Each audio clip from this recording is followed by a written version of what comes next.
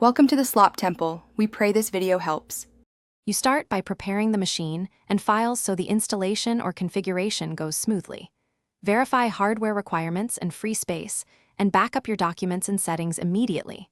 Once done, create a bootable USB or ensure you have recovery media and your product key available.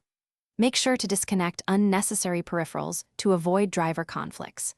You'll avoid wasted time later by handling prerequisites now, so proceed to boot or launch the Windows setup interface without delay. You'll walk through setup choices that shape daily use.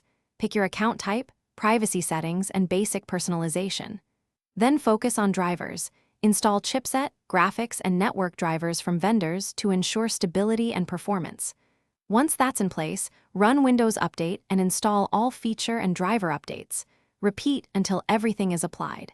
Make sure to reboot after major updates so drivers initialize correctly. These middle steps reduce crashes and improve security, so take time to complete them thoroughly. You finalize by tuning performance and safety. Disable unnecessary startup apps, select a balanced or power saver plan as needed, and enable Storage Sense to manage disk space. Once done, activate File History or System Restore and create a manual restore point so you can roll back if something breaks. Make sure to test peripherals and common apps.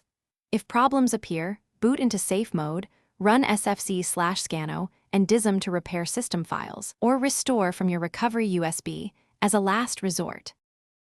Thanks for watching. Consider subscribing if we helped you.